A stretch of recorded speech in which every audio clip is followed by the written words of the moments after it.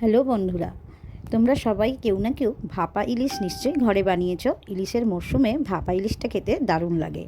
আমি এইভাবে ভাপা ইলিশটা করেছিলাম। সর্ষে, দই, কাঁচা লঙ্কা, পোস্ত একটা মিশ্রণ বানিয়েছিলাম। তারপর একটা টিফিন বক্সে তেল মাখিয়ে সেই ইলিশ মাছগুলো ওই মিশ্রণ মাখিয়ে বেশ কিছুক্ষণ রেখে দিয়েছিলাম।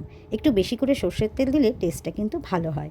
এইভাবে মাছটা রাখার পরে ওপর থেকে আরেকটুখানি সর্ষের তেল দিয়ে 2-4টে চেরা কাঁচা লঙ্কা দিয়ে চাপা দিয়ে দিয়েছিলাম।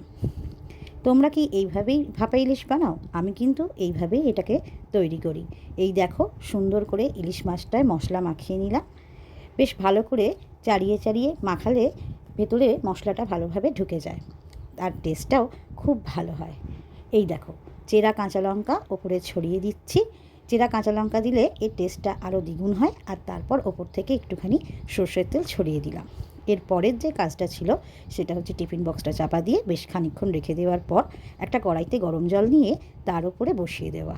প্রায় 10-15 মিনিট ভাপে এই ইলিশ মাছটা রান্না হবে। ভাপা ইলিশ খেতে এত সুন্দর লাগে। এই দেখো, আমার ইলিশ মাছ একদম রেডি হয়ে গেছে। তোমরাও এইভাবেই বানিয়ে দেখো, ইলিশ মাছ ভাপা দারুণ খেতে লাগবে। আর ভিডিওটা ভালো লাগলে অবশ্যই লাইক, কমেন্ট, সাবস্ক্রাইব করে দেবে। টাটা।